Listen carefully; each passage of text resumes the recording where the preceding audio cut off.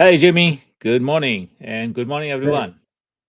Yeah, good morning. It's a lovely Sunday morning here for when we're recording this, but sun's actually shining. It's been kind of rainy here, at least in Delaware, for the last seems like a week. So good morning to everybody. Onset of the summer. Finally, we have the summer here, although it doesn't feel like quite. We still have quite rainy days. It still felt a bit cold yesterday night. So, I don't know how long that will last, but I hope summer starts soon. Yep. Okay. Yeah. All right. So this week we're going to cover a lot of things, including Salesforce acquires Informatica for $8 billion. Yeah, and we're gonna cover off more things as well. Other than Salesforce, we'll also get into Oracle's acquisition or at least purchase of some NVIDIA chips for powering some data centers. Not to forget, there was the news about the collapse of Builder.ai that turned a lot of heads. We'll go a little bit deeper into that. Yep. And we'll also cover some rapid fire news articles, but also key here this past week is Anthropic releases a new set of foundational models, Opus 4 and Sonnet 4. And we could not cover Google I/O announcements actually because of the overwhelming announcement that came out of Bill. But today we will cover along with Jamie's toolbox demos. Sounds good. Looking forward to it. Okay, stay tuned, everybody, for a quick introduction, and we'll be back. Greetings. Welcome to the AI Files podcast. If you're looking to stay up to date on the AI, this is the podcast for you. I'm Shadab Hussain. I'm the director of AI at Microsoft, and I'm your co-host. Hello, everybody. Jamie Basilico, as you know already. I'm the other co-host here for the AI Files. My day job is a data and AI technical specialist and architect. And as a reminder, please note this is not an official Microsoft channel, so the views and opinions expressed by myself and Shadab are our own and do not represent the views of Microsoft. In our quote of the week, this week I would say Dario Amodei interview with Anderson Cooper at CNN. And Dario Amodei actually talked about that half of the white collar entry level jobs are at risk and they will be lost, which will lead to about 10 to 20% unemployment. And that was scary enough. And let me go a little bit deeper into what he talked about. He talked about that, how the AI is now at the PhD level. So entry level, which doesn't even require a PhD level, intelligence and capability, is of course at the huge risk. And his intention, in his words, is like somebody has to start talking about it, even though it may be a bit conflicting with his own charter. He has been an optimist, but he also wants to talk about it because he wants to bring the attention to these issues so that the right direction can be set and the right actions can be taken. He talks about also, and this is something, Jimmy, I found a lot of people are concerned about, right? I mean, a lot of time, even the people who are actually deploying AI, they're also concerned about it, right? Are we like deploying our own demise? Is that what it is? Right? So I think this is obviously top of the mind of people. So I think this is very relevant here. And he's talking about that, okay, the reason why this is at that such a high risk of job losses, because first of all, AI is rapidly moving. It's moving so fast that it's not possible for people to adapt, most of the people. And that's what creates a problem. When people cannot adapt fast enough, that would actually lead to the losses. That's one reason. The second is that the capability has increased so much, like it's at the PhD level. A year ago, it was at the college level, and before that, at the school level. The capability is rising so fast that the entry level jobs are particularly at risk. And if you see, there are some new studies that actually have come out, like surveys, etc., reported by TechCrunch, and they're talking about that exactly same thing. They're saying that Signal Fire, for example, a company actually who did the survey, and they say that the tech companies have recruited far fewer recent college graduates in 2024 than they did in 2023. And particularly however, the tech companies, especially the top 15 big tech businesses, have actually ramped up their hiring of experienced professionals. So that actually bits surprising, because I thought that the overall, not just entry level, even the more experienced level will be at the higher risk. But it seems like that the more experienced level, because of their how to know how and how to use the AI, and then much larger set of skills that they can bring compared to the entry level jobs required, they seem like more in demand comparatively. Um, Even though many of the companies that we know also have actually either reduced their staff or have decided that they will actually be AI first or will keep the staff constant. So it's not surprising. But then there was also another, I think, a survey by World Economic Forum, which found that 40% of employers intend to cut staff where AI can automate tasks. Again, not very surprising, but it's happening just too fast. And that certainly creates a risk for the entry level job for the recent college graduates. Now, one more thing is, that they also talk about Dario and Anderson. They also talked about how it can lead to inequality. Anderson was also insecure. He said, "I have two kids, and like what will happen to them? They're just too young. I'm not sure what will happen." So I think this is something on top of mind of everyone. To be honest, my own family actually they say that, okay, stop talking about AI all the time. Let the jobs be there for us, and we have to do. So I Yeah, said, look, I'm just a messenger. I'm not yeah, doing this. I'm just telling what. yeah. We're not doing the hiring, at least not today. Yeah, Exactly. it's kind of funny. I mean, I don't know if I'd say it's funny, but I do look at some of these trends, and I've mentioned a couple of times on this podcast that I've got a son who's going through college, and he's in information's informatics and looking at cyber and analytics. And what I tell him all the time is that you need to know AI. I don't care in what form, fashion, because when you look at what number one, what they're teaching or what they're not teaching, you need that leg up. And to be honest with you, companies are starting to train, at least some of the forefront companies are starting to train their employees on how to use AI.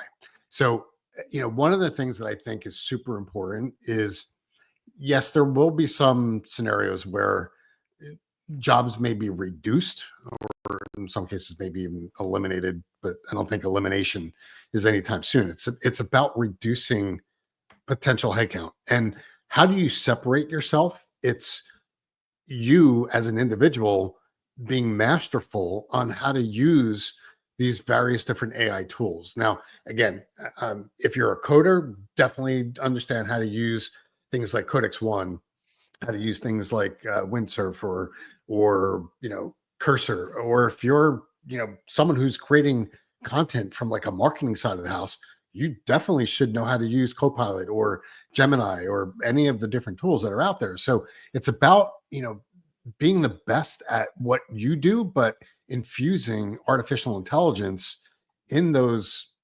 plans, your steps, whatever you want to call it, to make yourself more proficient. And that sets you apart from other people. So that's one side of it. Some of the things that you mentioned as well, as far as this, some of the quotes and the studies around companies not hiring as many graduate students. I look at it as if you're able to hire a grad student or college grad that knows AI, because I guarantee you 99%, maybe not that high, but a good majority of folks coming out of school know how to use these tools. So if they're more proficient, does a hiring company need to hire 10 people? Probably not. They could probably get away with five because those five are actually doing the work of 20. So that's kind of how I think about what's potentially happening as it relates to the job market and what companies are doing for hiring. Yeah.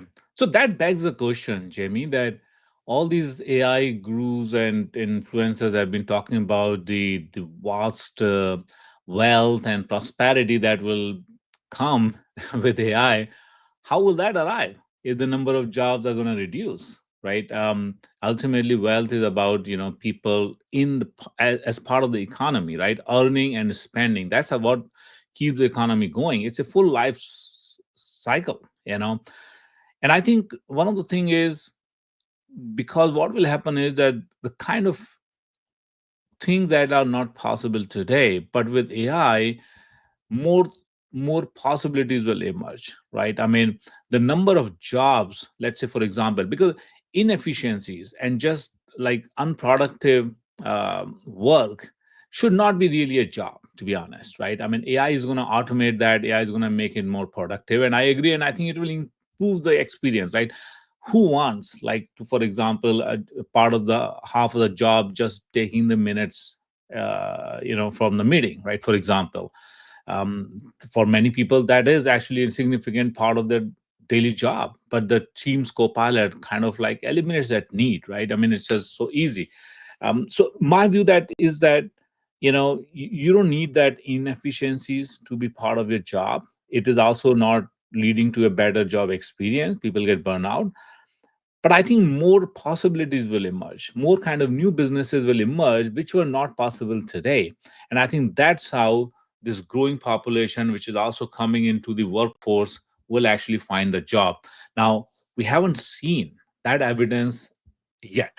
A lot of those companies emerging in new areas where they are going to do a lot of things, because a lot of those new areas are still in the research, which means that very highly skill set is required, not an entry level kind of job, a very high skill set. That's why, again, like, researchers are still in the like the demand. But I think at some point it will start emerging, in my view. Yeah, I couldn't agree more. All right. So I think one more thing before we wrap this particular piece up is that this company Signal Fire, and this news piece was also from TechCrunch, who reported this surveys. The chief people and talent officer of that company Signal Fire, who did this surveys, her name is Heather Doche, and she said that, it's like, basically, it's there is a paradox here, right? You need more experience now to get the job, but if you can't get into the workforce, how will you get there? So this is kind of a dilemma that the new the people recent graduates will face. But I think, again, her advice to the new grads was that, okay, master the AI tools, so AI won't take your job if you are the one who is best at using it. It's basically, if you can't beat it, join it. Be on the winning side of it. Somebody will suffer regardless. I think that's a crux of the story. There's no sugarcoating there, to be honest. Yeah, I totally agree. It's kind of like what I said just a couple minutes ago. I'm a big believer in knowing this technology, and that's a way of standing out from others that are not using it. So, yeah, definitely. I like that quote or the advice. AI won't take your job if you're the one who's best at using it. Definitely true. So, let's switch over and talk about some of the other news that made announcements or made headlines this past week. So we haven't heard of too many acquisitions or big ticket ones. I mean, there are a few, obviously, but a new one that came up is Salesforce acquiring Informatica for a whopping $8 billion. So Salesforce, again, very large company, starting to get a lot more into agent based with Agent Force. Will acquire Informatica for, like I mentioned, $8 billion in equity. Some of that is going to be based upon cash to shareholders. I think it's somewhere around $25 per share to those that hold those shares inside of Informatica. There's obvious benefits here with this. So this acquisition will certainly enhance Salesforce's data foundation. I've been around data and AI tools since the early 90s, and Informatica is certainly one of the leading companies on ETL. It's kind of where they made their bread and butter. Moved into data governance, master data management, and along the way, Informatica also bought other companies that strengthen their portfolios. So this acquisition of Salesforce or Salesforce buying Informatica certainly provides data management capabilities that will integrate into Salesforce's platform, and something that I would just think is going to be part of their overall unified architecture for agentic AI. And again, I mention this because I'm sure everyone has seen the commercials with Salesforce and talking about their agents. And we say this all the time on this webcast, that data is key for AI, because without it, you don't really have much other than um, I was going to say chat, but even with chat, these models are based upon data to train. So data is everything, and to me, this is one of those key parts for what Salesforce's, I guess, ultimate end goal is, to bring capabilities in. So, some of the key areas around integration for these Informatica tools will be, yeah, as I mentioned already, data auditability, aligning with regulatory compliance. Uh, Informatica really has a great grasp on data itself. So, what does that mean? It brings in the metadata, rich information about data in general. Remember what I said before, data governance. It understands data. So that will empower those AI agents through Agentforce to interpret and act upon data that is held within enterprises. And again, this is where I'm really kind of zeroing in on this is how does Salesforce really expand its reach into any and all of those enterprise customers that they have to really drive those agents. And obviously, one way of doing that is really understanding the data at hand. I also mentioned already around data governance, but there will certainly be some integration that they look at built-in controls for data accuracy, consistency, and overall security of data. Now, when you think about what this might mean in terms of the impact on the products that Salesforce delivers, obviously strengthen Salesforce's customer data platform. That's kind of like a given. I mentioned Agentforce already. It'll combine these key capabilities from Informatica to lay what I call foundational elements for these autonomous agents. And again, it all goes back to data.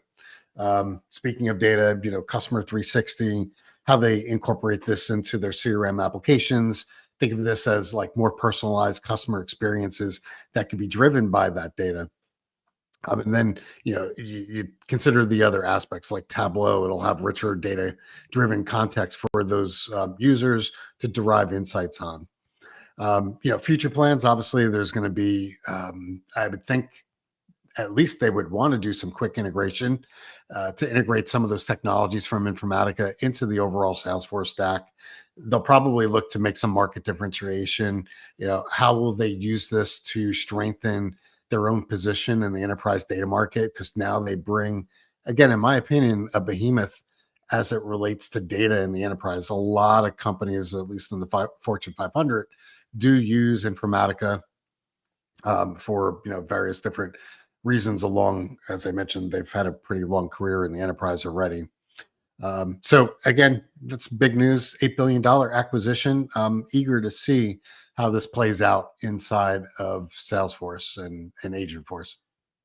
That is something I would say, Jamie, in my perspective, it was overdue, to be honest, right? I mean, when they acquired Tableau, at that point of time, I had actually also predicted that they should acquire Informatica as well. Not just Informatica, I also feel that Salesforce to become a true data cloud leader, you know what else they should acquire? Snowflake. Hmm. Because Snowflake, Informatica, and Tableau combined can actually complete the capabilities that they lack truly, right? I mean, I would say Salesforce, while they acquired MuleSoft, they acquired Tableau, they were still not considered a true data cloud player, to be honest, right? I think Informatica is a good fit for Salesforce. And I feel that again, I would predict that they should acquire the Snowflake as well. It's, I think, the right time. Snowflake is not at the peak that it used to be. It is much lesser compared to, it's even lower than the IPO level, actually, the price. So it is at the right time, but it still has a commandable market segment. The other side of this story, however, is that, like Informatica, and I started my career actually in Informatica and Cognos and SAP Business Object. Those were the true players, including SAP Business Warehouse, really ruling the data warehousing world that time.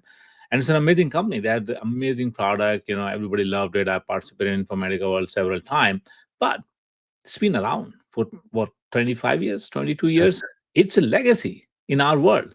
right? It is not a modern platform anymore. In fact, I would say Snowflake is also legacy, right? But Informatica certainly is the platform architecture, although they have modernized it. I think Amit Walia and the product manager is, I think, head of product is Jitesh, I believe, Jitesh guy.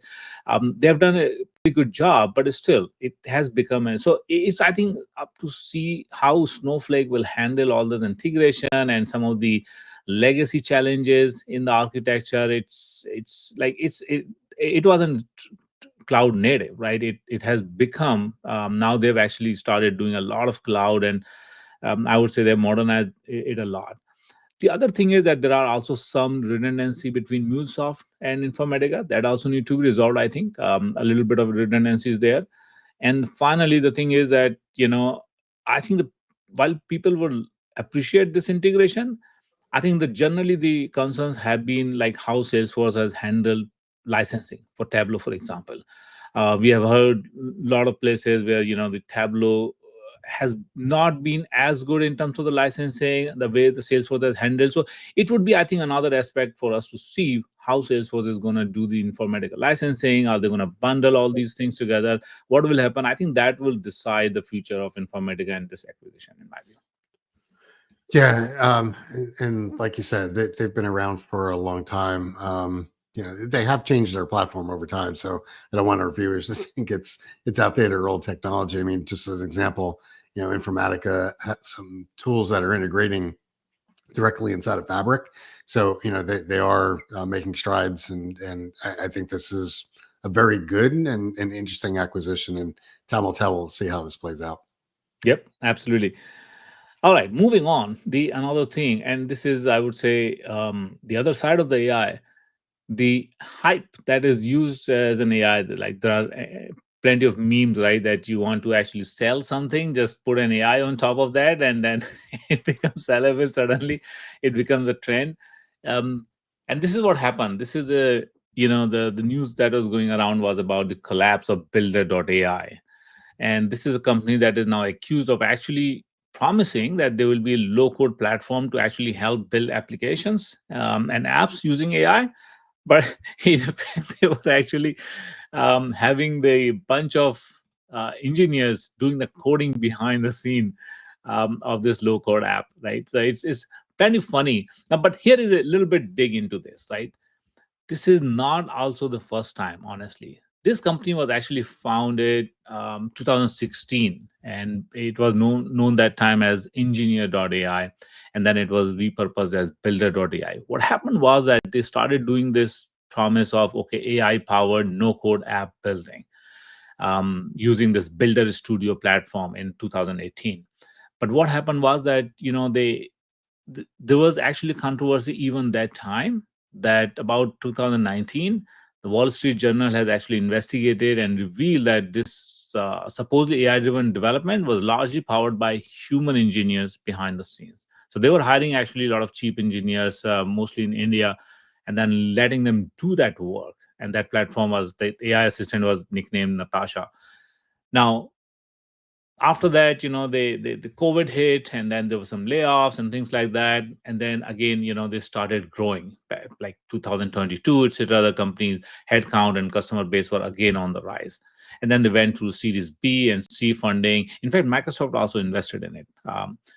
Now, so it was going well. I mean, of course, and I think that with the whole the LLM, the time was right for this platform to actually suddenly rise. They could have been the windsor. They could have been the the uh, all the new tools, AI power. Like they could be a co-pilot like GitHub. But no, what was happening is, Jamie, that the signs of trouble were that, okay, the company was a bit struggling on the revenue front, and on the other hand, their headcount was rising fast, and that led to some suspicions. What is happening, right? I mean, this is a company that is actually selling the AI powered app development. So why they're not using their own, and why the headcount is rising so fast while the revenue was not? And then there was some like investigation. Ultimately they figured, and they brought a new CEO. The previous head of business, the CEO, actually resigned, etc. Ultimately they realized what was happening is that there were a lot of inflation of the revenue. They're actually revenues were reported as 200 plus million, but actually it was just about 50 million, something like that. And a lot of the work was still being done by manuals, the humans behind the scene, and then just being repurposed as that AI powered development. Finally, the it was busted. One of the lenders actually, they took the, essentially the control of the assets, and then the company has filed for the bankruptcy.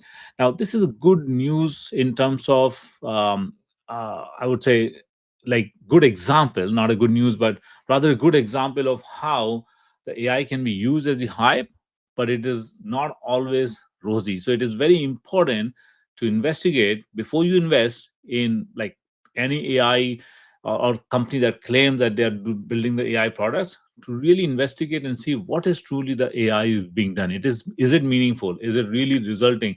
And I think this news will highlight that impact, and VCs and investors will be far more careful in the future while investing in it. Yeah, I mean, again, interesting story. You can never really truly understand what goes on behind closed doors of a company, especially if they're inflating numbers or not being truthful on things that how are being developed. So, is this a larger issue within these AI companies? I don't think so. You're always going to have something like this happen, no matter what industry, no True. matter what tech focus and things like that. Even in non-AI world, it has happened plenty of Yep. times. So it is more of a, I think, it is a fiduciary responsibility kind of situation. It is more about the ethics of the company, less about the AI. But I think what is happening is that people are trying to misuse the label of AI and trying to gain the attention. Yep. Although it's not a relatively new story, this company has been around since 2016 with the same idea. It's not that it just cropped up recently. Yep. Um, but yeah, interesting story. Yep. So we'll start to get into some, I'll call it, quicker set of news. Let me start off with Oracle, and then Shadab, I know you'll take us through some rapid fire news as well. But Oracle just announced the $40 billion, yes, 40 billion discussion with Billion is not a NVIDIA. big deal, Yeah, I know. Jimmy. Yeah, just throwing around billions these days. But what they announced was $40 billion to be spent on NVIDIA chips, which is going to be powering the massive Texas data center in conjunction with OpenAI. And if you remember, it seems like it was years ago, but um, this is part of the project Stargate, which was announced, which was a project in collaboration with OpenAI, SoftBank, with a total investment plan of 500 billion. So this is the start of these things. So this will be for that data center. Again, huge data center in Abilene, Texas. The $40 billion, what is it being spent on? Well, like I mentioned, this is with it's empowering or powering or being based upon the NVIDIA chips that are powering this data center. So it's 400,000 NVIDIA GB200 chips. So that's a lot.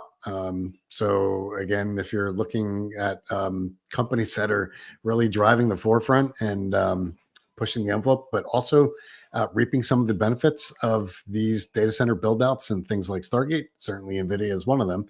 But this data center build out with these NVIDIA chips are expected to be operational roughly about a year from now.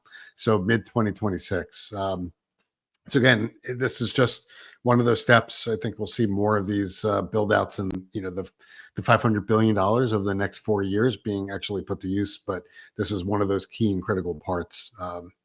So do you want to take us on to the rapid fire? Yeah, there are a lot of news actually that goes around, but we curate the news very specific, which are relevant to our audience base and our goals, right? Particularly which are relevant to the corporate, but also overall AI trends where things are happening, or to the companies who are relevant to the corporate audience. Rapid fire news: Netflix co-founder Reed Hastings joins Anthropic's board. Reed Hastings is a co-founder of Netflix, and I love his book actually. By the way, his book was amazing. No rules at Netflix. It's a good read. I think joining at board of Anthropic, because Anthropic has actually something called long-term benefit board. which supposedly designed as a financial disinterest from the company. So he'll be joining that. He'll be joining Dario and Daniela Amodei, as well as a couple of other people in the board as well. There was another news actually about some rumors, in like early, I would say, whispers about what kind of that AI powered device that Johnny Ive and Sam Altman are conceptualizing, given that they had announced that acquisition of IO by OpenAI. And I think some rumors were there about, kind of a puck sitting on the table. But I think one thing is clear is that looks like that the design would be, or a device would be, rather something probably not wearable. Looks like Johnny Ive does not like wearables, and he wants to actually get away with more screen time. So probably not as much of a screen as well. He doesn't enjoy that too much, I think. So given his kind of design principles, it could be something that would be like a third device is being said, which would be like beyond your typical laptop, Mac, or Windows, and then a phone or a smartphone, and then a third device would be this. How will it work out? We don't know. I think there were some people have started speculating. I think that talk is actually just a speculation, but it could be something that will sit in probably in your pocket rather than a wearable. In the other news, Microsoft has started actually testing Copilot for gaming in Xbox app for iOS and Android. I think that would be pretty good. A lot of time you feel lost in the games. I think Copilot will be helpful. I'm not a gamer really, but I know that my daughter sometimes struggles to get some help while playing.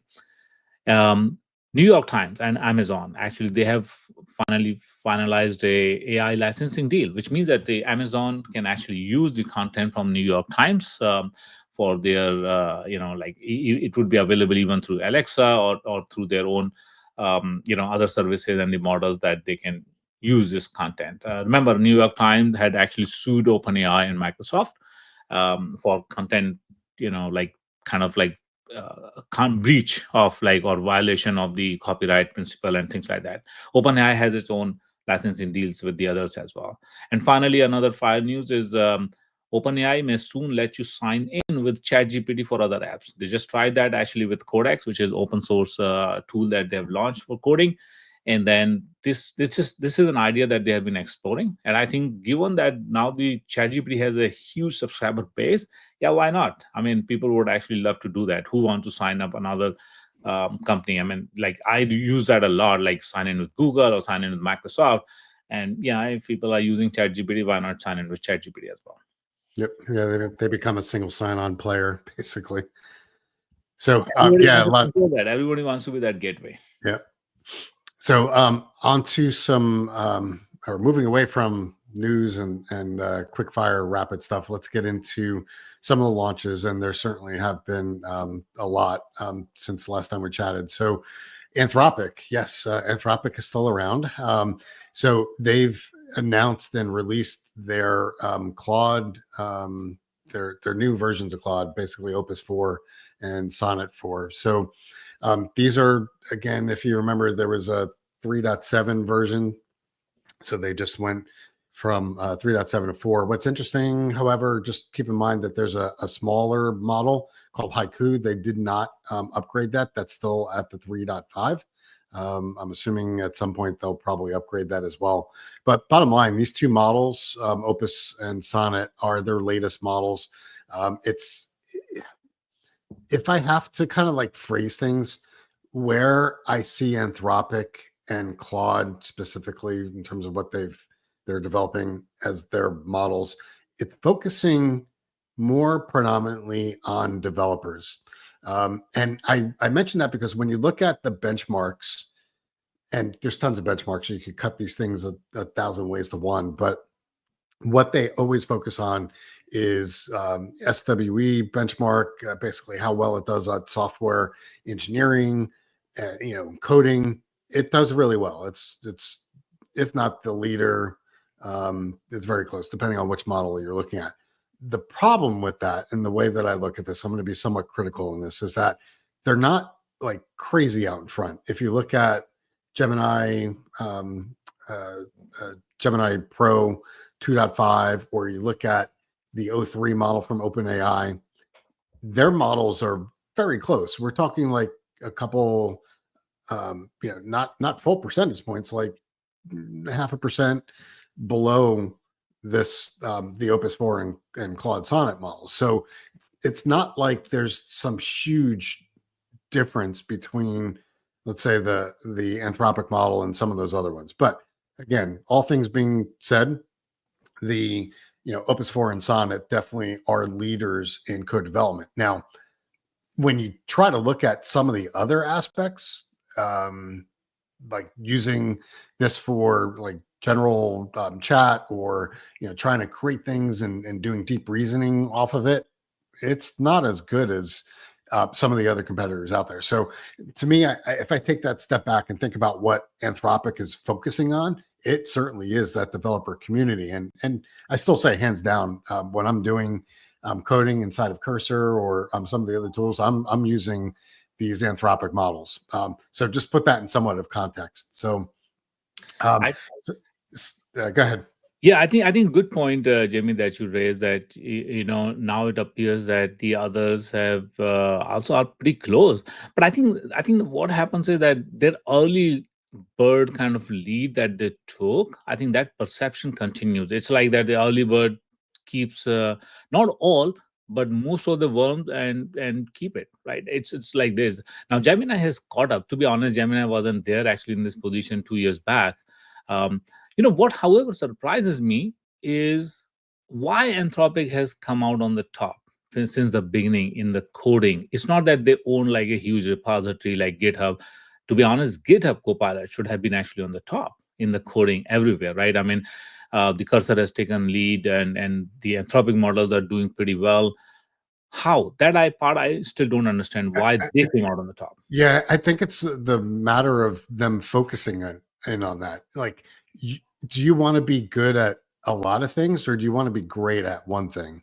And so, in my opinion, and again, I'm not sitting in the boardroom or sitting around their high level design sessions, but it looks like to me that they wanted to take a very specific track, which is to be the best at code development. Yeah, And I that agree with that's you. and that's not a bad thing. It's like be really good at one thing and try to take the market on that. True. I think I agree. And the other part is, Jimmy, even though that difference is not much, let's say even if it is 5%, I think that's good enough for because people are still, all right, this model is great, let's jump onto it. So, Yeah. as long as they feel that Anthropic is even marginally better, they will stick with it. Yeah. But let's say if Gemini beats it totally, I think people will start Yeah. switching quickly. So as I just mentioned before, I do a little bit of quote unquote coding, not because I'm a good coder, but because these models are really good. So I have been using the four, or at least Claude Sonnet 4 inside of Cursor, and it is definitely better than 3.7. And what's interesting is that I could also jump back and forth to the Gemini 2.5 Pro model, and I do see a difference using the Sonnet 4. So I've gone back and forth inside of an existing application that I'm developing, and I definitely see improvements with 4. Anyway, back to some of the other kind of things to kind of consider with this Opus 4 and Sonnet 4. So there's things that they've obviously gotten better with in these models. There's extended thinking with tool use. So that was one of the capabilities that it had before. It was able to go out, but what they're able to do now is multiple tools that are used in conjunction, and it can do the search with extended thinking. There was I believe it was through Anthropic. I think they said that Opus could go off and give it a task to do on coding. You could leave it alone for 7 hours, and it will just basically go through all the different tasks. So if you think about, hey, I'm going to start out with this monolithic task to do, you could give that to Opus and basically walk away after 8 o'clock from your initial cup of coffee, come back at 5, and it's probably still going through and building those things out. And again, that's something that is an improvement over what it was able to do before. And again, part of that is this extended thinking, parallel tool execution. Again, these models can in parallel simultaneously run these different tools, which will obviously improve its efficiency, but also its capability. Also, another thing that they improved where its memory capabilities, access, when you give it local files, these things can actually create, not only create and utilize content, but they'll be able to do that with better efficiency in those, in its own model. Now, as I mentioned before, still some things that I think are, their focus on developers, but there still are some interesting things that have cropped up over the last couple of days in the news. One is the pricing. I'll just put this up first. I think there was thought in the industry that Anthropic would change their pricing. They did not. It's still a fairly expensive model. Like Opus 4 is $15 um, for 1 million token input and $75 per million output. That's one of the highest out there. Sonnet 4 is a little bit better. It's $3 per million input and 15 output. Again, still fairly costly. The other thing that they did not change, and I'm surprised at this, is they did not change the context window for tokens. Initially, Anthropic was the initial leader. Again, seems like a long time ago, but if we talk about a year and a half ago, they were one of the first, to go above 32,000 tokens. That's sort of standard now. I mean, we've got, when you look at Gemini, things that surpass 1 million tokens. So that was not changed. So these are things that was expected within the industry. I'll give one little anecdotal story because I'm sure some of our listeners may have heard this already. Anthropic, what are they really known for other than software development based models? They're known for their focus on alignment or quote unquote security of these models. So they do pretty extensive red teaming with their models. Red teaming again is basically team of engineers that ensure that these models don't go off the rail in terms of what they're either providing back or they're aligned with this principle of not taking over the world, right? Well, in this red teaming test, and I'm smiling because some part of me thinks this is funny, but the other part it's not. It's kind of serious. So during the red teaming, the this new Opus 4 model tried to blackmail the individuals that were doing the testing. The reason being is some of the alignment answers that were going back were not quote unquote up to snuff, and there was some degree of concern with the model. Well, what Opus 4 actually started to do was to say, well, no, you're not going to change me. You're not going to shut me down.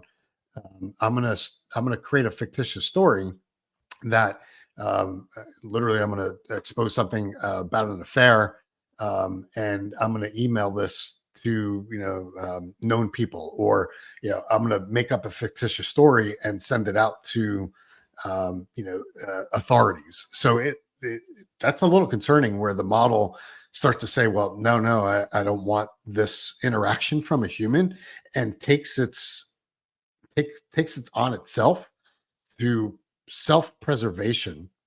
Obviously, these are things that the red teaming then plug the hole. But my concern, like I said, somewhat funny, but also concerning. That's great that the red teaming found it, but what if they did not find other pieces? So, to me, this is not an Anthropic thing. It's more broad than that, because as these models, whether it's Gemini 2.5, O3 model, whenever GPT-5 comes out, these different models from Anthropic, they're getting smarter. And, at what point do we even worry more about the things that they're doing? Anyway, just wanted to throw that out there. Funny story, but also concerning at the same time around the Anthropic models. No, that is true. I think the AI is not a one way street in terms of just there's just one aspect of it. It's like technology amplifies ambitions, right? It's simply like that. Rather, technology amplifies intentions. So it could be used in either way. So you're absolutely right. Okay, I think let's talk about some of the pending item that we had from the Google I/O. There were actually a lot of announcements which we did not cover a couple of weeks back, but I think today is a good time to cover. And we will pick actually several select items, not with everything, but let's go with the top 10 list. And I think many of these items are not just pertaining to corporate, but people who also actually use even in our daily jobs will also actually find it useful both in the corporate life, corporate work, as well as the outside personal work as well, because many of the Google's products are, I would say, ubiquitous, right? So let's talk about the search. So there is something called AI overview, which all we all have become actually used to it, because when you search, there is a kind of a snippet that comes out on the top, and it's like it gives you a summary or kind of try to give you an answer rather than you having to go through the blue links. And that's called AI overview. That is actually now available in most of the Google search. You will also find that in the Bing. When you do it, there is also always a answer at the top. Now that's, however, not interactive. That's a fixed answer. You cannot interact with it. So there is something called AI mode in Google search that was actually launched. What happens is that when you make a search, you will actually find another tab that will appear on the top, which is like video, image, shopping, things like that. Those tabs generally would appear on the top of the search results. And you go to that AI mode, and that's where you will actually find a chat like interface where you are interacting now, and you can revise the search, you can ask further questions, and it will give you much more detailed answers compared to the AI overview. So AI mode is interactive. It is much more detailed. It has lots of other links that also it will on the side panel highlight, and it's a totally different tab. AI overview, however, is a more at the surface level, shorter, not interactive, and at the top of your typical blue links. So that was a AI mode. Now AI mode is not just about the Google search, and by the way, it uses the kind of it has a by default. It is multimodal. It can use deep research as required, etc. It also has something called shopping experience. So you can even ask it to actually find something. Let's say you can say, find me a travel bag, and then it will show you different aspects. It will ask you more probing questions. What kind of things you want to prefer in that travel bag? What is your goal? What you need? It will use its own shopping graph to actually help you browse, compare options. You can even set price tracking alerts. You can define that, okay, this kind of color, this kind of specification, and this kind of price range is what you're looking for. And then it will alert you in the future when it finds that price has dropped to that level. And it can even make the shopping, right? I mean, it can basically agentic capabilities are there. So it can even purchase that item. It can add that to shortcut. You can use a Google Pay to actually make that search. So pretty good. Actually, I'm looking forward to try that out, Jamie. Um, there were a bunch of other things as well, like continuing on that one, the third item, which is basically searching live with camera. And this was hinted, I think, a couple of years ago with Project Astra, where, like you are now, and there's a pretty good demo, which you can see. And it shows an example of how you're using this live search with camera on your phone. Essentially you are interacting. It's a multimodal, so you are interacting, you're asking questions. It can pause, it can interact, it can call. It's like agentic, so it can also call and find out from the other shops or other places whatever you're looking for. There's a pretty good demo, I think. Let's take a look, and then it will show you what basically it means. I'm here with the latest research prototype of Project Astra, and we're going to see how it can help me fix my bike. Hey, go online and look for a user's manual for a Huffy mountain bike. I have found a user manual for you. What would you like to know about it? Okay, cool. Now scroll until you find the section about the brakes. Sure thing. Looking for that page now. I think I stripped this screw. Can you go on YouTube and find a video for how to fix that? Of course. I'm opening YouTube now. This looks like a good video. Place a rubber band over the head of the screw. Oh, nice. Press down Thanks. firmly. Can you go through my emails with the bike shop and find which size hex nut I need? Sure. According to the email from Bicycle Habitat, you need a 3/8 inch hex nut for your sprocket. I've highlighted the correct bin for you. It seems like I need a spare tension screw. Can you call the nearest bike shop and see what they have in stock? Yep. Calling them now. I'll get back to you with what they have in stock. I think my brake pads are wearing down. Can you check the manual again and see if it talks about him anywhere? According to the manual, if you look on page Hey. 24, Do you want to get lunch? Yeah, give me 5 minutes. Can you finish what you were saying? as I was saying, if you look on page 24, section 2, you'll see how to replace the brake pads. Hey, any updates on that call? Yep, I just got off of the bike shop. They confirmed they have your tension screw in stock. Would you like me to place a pickup order? Could you show me some examples of dog baskets I can put on my bike? Sure, I can help you with that. Just give me a moment. Here are some options. I think Zuka would look really great in these. So as you can see, in this demo, that's this person who's trying to actually fix that bike and then is asking for help. It is this searching live is actually looking for the information to going through the manuals, providing information on how to fix the brake pads and things like that. It can also even call other shops. It can, you can use it to point the camera at your, let's say, inventory and then ask it to identify the right tools or the nuts and bolts. Uh, Pretty good, actually. This is going to be actually, I think, amazing. This is a really good use of AI to solve your daily life of problem. Sometimes I use that, Jamie. I do some gardening and then I point it to my tree and identify the issue. Like there's some fungi and there's some all those kind of issues, and you can point it at GPT itself. Actually, ChatGPT does a pretty good job telling you that what's the underlying problem and how you should actually address those things. So it's a great example of how you can deploy AI. Yep. Yeah, I've done similar things with gardening and things around the landscape. So Yeah, absolutely. And then there is also actually agentic capability in the search, like Project Mariner, essentially, which basically can give the agentic capability. You can book tickets, you can make reservations, and manage appointments directly within the search labs. It's available as part of the search labs right now. But again, it just brings the agentic capability in search, which we all have been looking for. I have to actually book some of the show tickets, etc. I haven't had the time, but if I can delegate some of these things, I would be happy. So again, I think it's another example of how to become an agent boss, Jamie, without having the, you basically have lots of agents working for you, and I'm actually looking forward to try some of these things. Okay, now search continues. Actually, there is a Gemini 2.5 in the search as well. So this new model is now actually powering, which means that the quality of the search has also gone higher, and you can see that in the search results, particularly in the AI mode, AI overview, all of these things are being powered by the Gemini 2.5. I think Gemini 2.5 is hitting pretty good nerves with people. I think. It's really doing well in terms of the quality and the capability. Now let's talk about Jamie, that some of these, like I would say, media capabilities like Imagine and VO3 and Flow, right? Imagine is basically native image generation.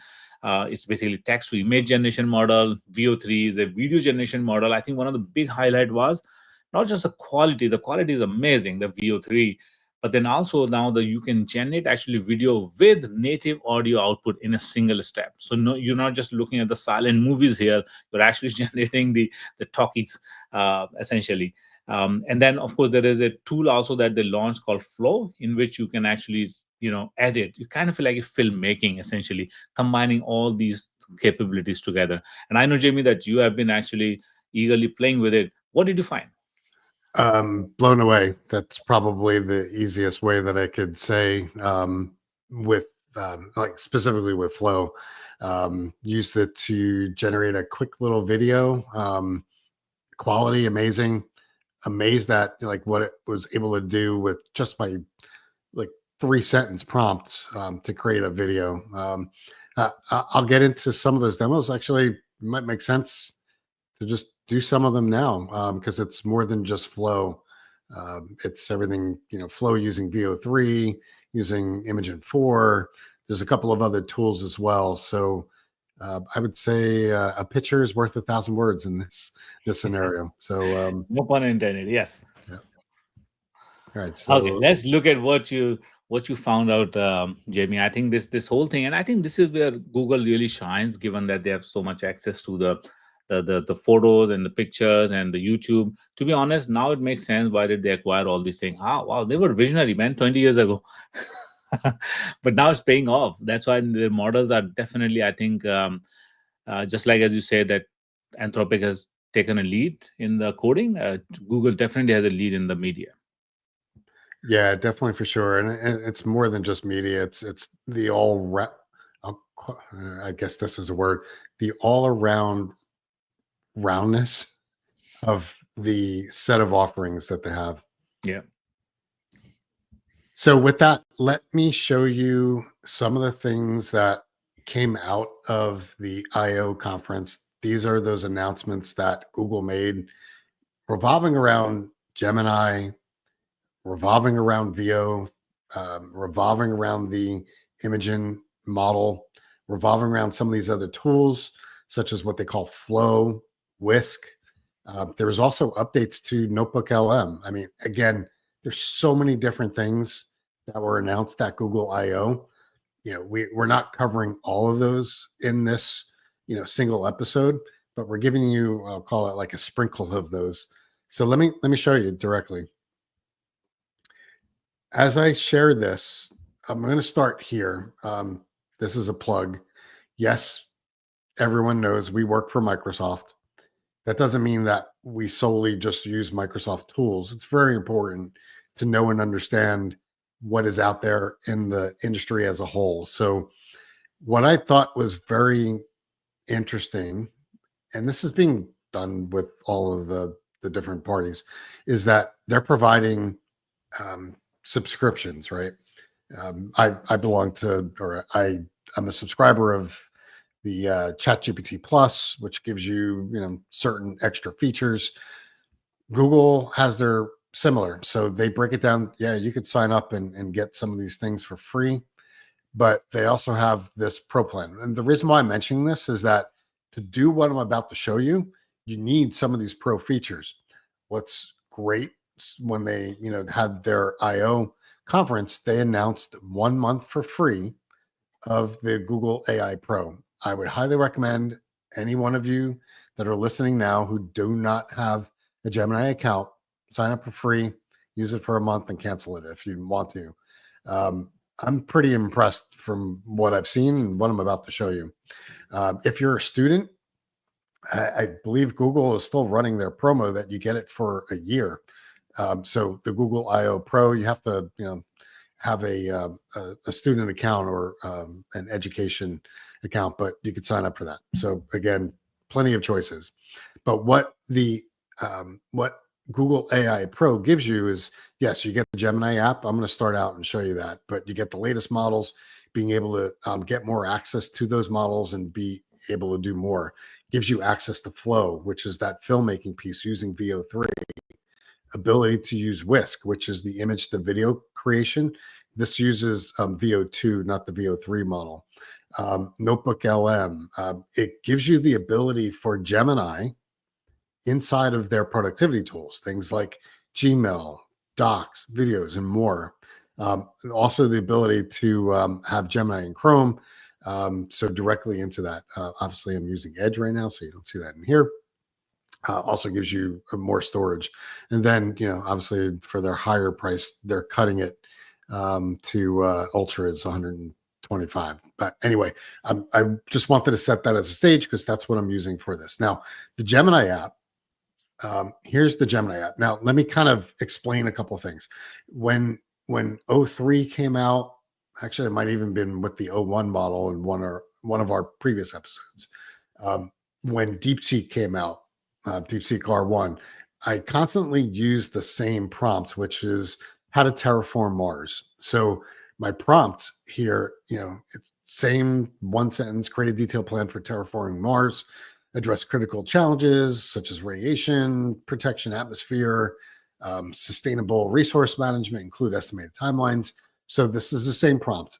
I will tell you up front, I'm blown away with the level of detail that Gemini with 2.5 Pro has provided as far as the output. Now you can see the output here. So the detail is pretty good. Now, the things that are different that I've seen from the first iteration, yeah, they tell you the number of sources. You can see the number of sources here. It's a lot, which is good because the more sources that you have, the better it is. They also tell you the sources that they read but didn't use in the report, and then it's thinking, so it runs through like their thought process. So that's no different than others. Here's where this sets it apart with this new um, Gemini chat environment. I can create different components directly within Gemini off of the output. So I can create web pages, I can create infographics, I can create quizzes, I can create an audio. So if you've used Notebook LM, you know within Notebook LM, I can create audio. It's really a podcast. This is, I would assuming they're basically using the same technology with text to audio, but it's directly within this. So if I say generate that, and I did that here, off of that same piece, I can start to create, here's the infographic, and it created it within um, uh, HTML, and I have to go back and look at it. But here's the creation of the audio overview, and it built the audio for me, and I could step through this. So this is powerful in the sense that I have all these things at my fingertip based upon the content. Now, what you also see here is they included VO3 inside of the ability right within Gemini. So since it already has this context of the quote unquote terraforming, I could tell it, if I give it another prompt, I'm not going to do it now because it'll take a little while, but I could tell it to generate a video using their latest model and using the same context of what it just generated from this deep research. So again, to me, this is where they start to tie in all these different tools that make it super easy for you as a marketer, a developer, wanting to create some quick images and or videos directly in here. So this to me takes this chat experience to the next level because they have all these tools baked in. And you also notice they've integrated their productivity tools directly into this chat experience. So I could do an export to docs, which I've already done. So I've taken their or taken the output from the terraforming and created a Google Docs tool. Now, while that's kind of cool, right? Is it earth shattering? I would say no, but let me show you what they also included. Again, you have to be at this pro level. Gemini is now included inside of, or I'm going to say included, it's integrated inside of the Google Docs and all of their other productivity tools. So I could do the things like, hey, what's in here? Refine this, rephrase it, summarize this. To me, this is not earth shattering because, again, Microsoft, we've had this with Copilot for a while, but now that I could do this directly inside of, Google Docs or their productivity tools, coupled with Gemini, again, that gives more power to the user. And if you think about where I started with this, started with chat, created, something off of deep research, exported this out the doc, brought this into docs, now still working it with Gemini to refine it. The power of what is now capable, if you're, a Google shop, is just elevates it to the next level. Now, all right, that was the starting from the chat and being able to do those things, the audio, infographics, tying it back into docs. That's all well and good. Now, remember what we said about Flow. So Flow allows you sort of like this movie director tools. I could start to create videos off of that. Now, I started from scratch. And if you notice here, I'd like to have a spokesperson talking about the fictitious company called Mars for Us to explain the need for terraforming Mars, address critical challenges. If I open this up, you can see the full text. It wasn't a lot. So this created a video. Now, the VO2 does not have the ability to automatically create audio. VO3 does, however. So just by the way, before I jump to the VO3, the quality or the actors here, again, I didn't give it anything other than just the one sentence prompt, right? So now what I did is I changed it to use the experimental audio, which is the VO3. So you have choices of what model to use inside of Flow. So this is a single scene, by the way. And the reason why I say Flow is really like a movie director is I could add additional scenes. So if I was really doing something full blown, let's say if I was a real company that might want to put different scenes together or make something a little bit longer, you could do that by adding these different scenes inside of Flow, leveraging the VO3 model, which has audio. Now, let me play this. Hopefully this comes out well enough. Let me bump up my the audio. And I might have forgotten to put audio directly streaming into this, but this is, an 8-second clip, nothing more than that same prompt. It created the person and the audio. I'm going to play this. Heavens, terraforming Mars is essential for our future, but it comes with critical challenges like radiation protection. So obviously you can tell I had a little hiccup in the beginning of whatever she was saying. It wasn't English in my opinion. But the rest of it after it caught It was up. Martian. Say again? I said it was Martian, Jimmy. Oh, Martian. Yeah. It could have been, right? But from that one simple prompt, what it was able to build, and outside of that first 1 second of Martian language, if you put this in front of somebody, I don't think they'd be able to tell the difference that this was all AI generated. So again, the capabilities of what I'm seeing here in VO3 with automatically being able to create audio, pretty spectacular. Let me take you to another one, Whisk. So this is using their image generation, but also going image to video. So again, you could tell I'm still on this like Martian terraforming piece. So I started out with a single image, and I grabbed this literally off of the internet of two people standing in Mars after it's been terraformed. But what you're able to do with Whisk is give it some information, and it will generate new images off of that. So basically, this is where it's using its image models, right? So I did not create this image. This created it based upon this automatic prompts. And yes, you can have automatic prompting where it'll look at it and be like, all right, well, I'm going to create another image off of that. Obviously, you could give it your own. So this is like 2 images that it created off of its initial prompt. Now, why am I going through this and why am I showing you this? Well, you could then take a image and convert that image into a video. So what I told it basically when I'm looking at this video piece is I said, have those 2 people walk along the path in Mars and then point to a spaceship. And if you remember my last clip, it was Mars for Us was the fictitious company.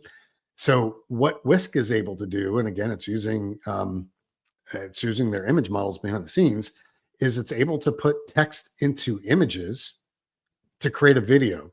So this is the video that this thing created directly. Again, pretty blown away. They're walking. I told them to also point at the spaceship. Again, remember where this started from. It started from a single image, and it then animated that image based off of a text prompt. So again, mind blowing of what is capable here. And where does this, what you could do, in my opinion, is pretty much endless, even at the tools that we have now. I'm kind of just speechless, and you can hear it as I try to describe this. Now, again, that's not all. The Notebook LM has been, Notebook LM, in my opinion, one of the best tools that came out of 2024, and they keep on evolving it. Again, here's where I took the terraforming. So I started out with that same Google Doc that was generated through Gemini, and then I did an export and I exported it as a PDF, and then I took that PDF and brought it into Notebook LM, and then had Notebook LM do its normal things like create summaries. Also had it do the quote unquote podcast sources outlining how it might work, but our mission here is really to pull out the key insights on the All right. So I'm assuming everyone's probably played with Notebook LM at this point to create the podcast. But again, the things that they've added in here is interactive mode. So you can now like interact with the podcasters. So yeah, I didn't go down that path of actually doing it here, but just pointing those out, sharing publicly. So I could share this now with other people directly within these tools. Again, so these are things that I could send out. So they've made some advancements or modifications, new features inside of Notebook LM. If that wasn't it, here's another one. Again, a lot of things around the consumer piece. So obviously I have a Gmail account. We're looking at flights to Seattle to take a cruise. So I've got Google actually looking at price changes. Now, if you didn't notice already, I mentioned that Gemini is now included within the productivity tools, and Gmail is one of them. So again, here's the Gemini, and I could interact with this, summarize the email, what actions, what can I do? So here's the things where they're incorporating Gemini across their different suite of tools and productivity side. Last but not least, this is they have something called Google One, so I could see all these different tools. I could jump into Google AI directly from Google One, and it's showing you all the different things that you can do. So try it out. Incredible. I would say, Jamie, Yeah. it was a great, excellent actually demonstration what you have done here. Mind blowing. I totally agree with you. I think, and this whole tying in of different features, taking input from one to as a output of one to as an input to another feature. I think that's amazing, right? I mean, because I don't need to cut, copy, paste, and the context is preserved. This really is groundbreaking. Yeah, and Google has officially caught up, I would I say. look at it this way. I mean, Google, they're a big company. They have a lot of Yeah. assets. They've got a large set of infrastructure. They've got a lot of tools. It's sort of like this behemoth that just woke up in the last 6 months and it's like, okay, we're going to do AI, and we're going to tie it into everything. And I think that's the real power. And it's what you just mentioned. The ability to tie all these things together really provides a platform for productivity. Yep, absolutely. I think if you see, like Google, of course, is a bit unique company in the sense that they are deeply into the consumer space, but they're also in the corporate space. But let's keep the corporate aside, right? Corporate, I would say, primary competition goes with against the Amazon and the Microsoft. But in the consumer space, I think it's really the OpenAI and the Meta, right? That they will be running into. So it would be interesting to see how Meta and OpenAI will respond to a lot of these things. Google certainly has a leg up, given that they control the distribution. They can certainly make that easily available.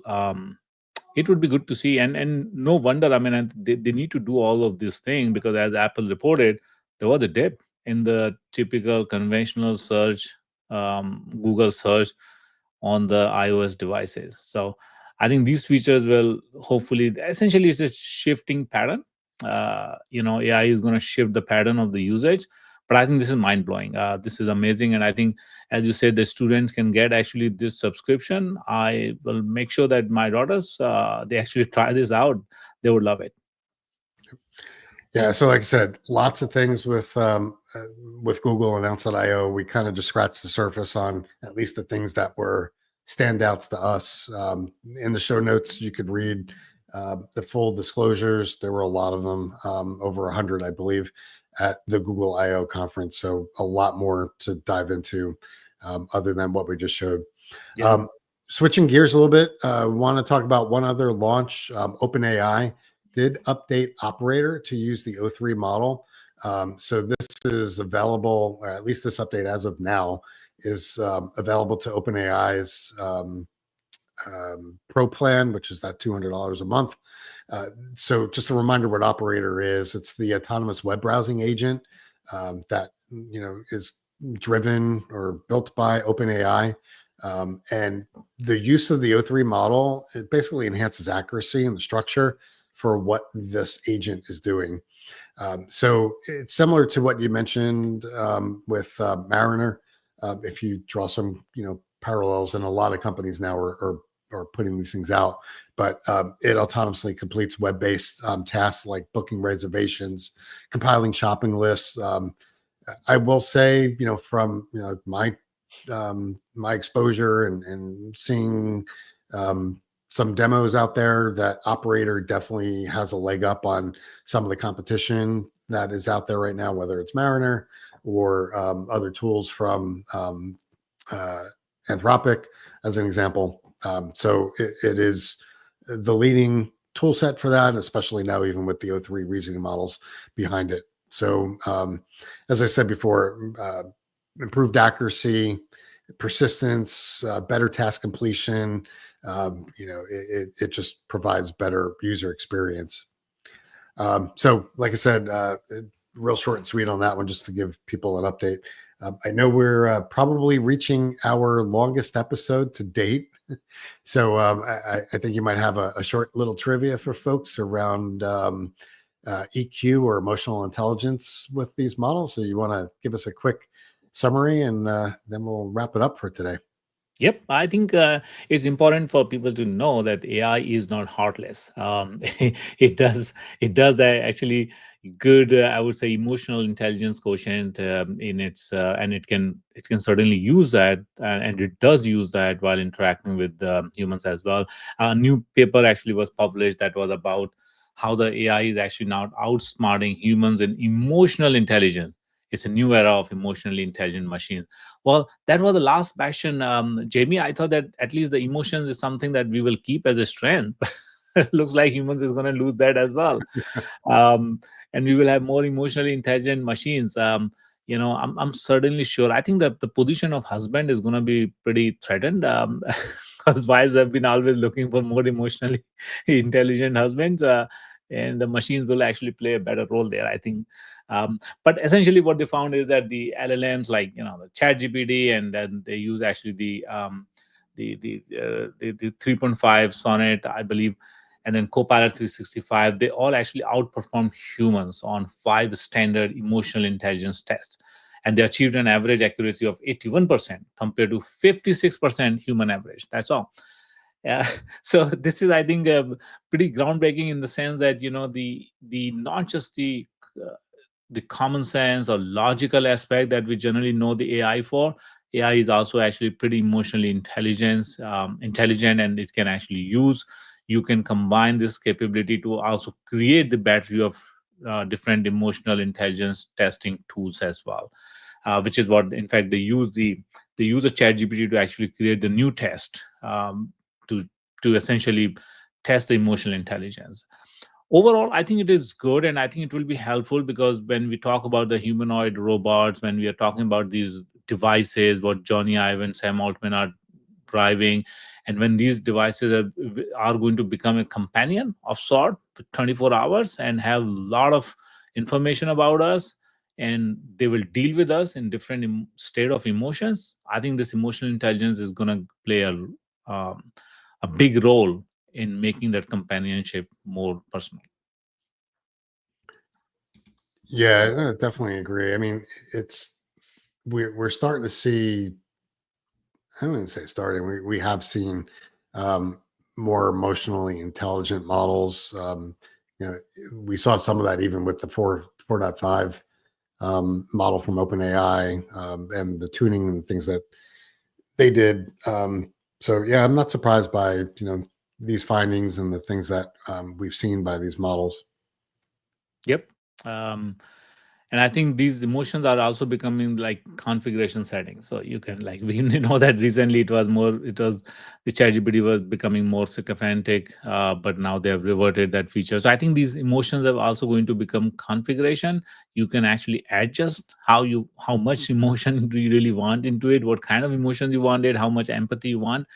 I think that's a good development. Yep, agreed. Okay. And with that, Jamie, as you said, probably one of our longest recording. But hey, what can we do? Blame it on the AI world. Yeah, there's a lot of news this past couple of weeks for sure. So, with that, I know I'm going to go enjoy the weather outside. Hopefully, you get to do the same since it is sunny today. And thanks everybody for listening. Have a great day, Jamie. Bye, everyone. See ya.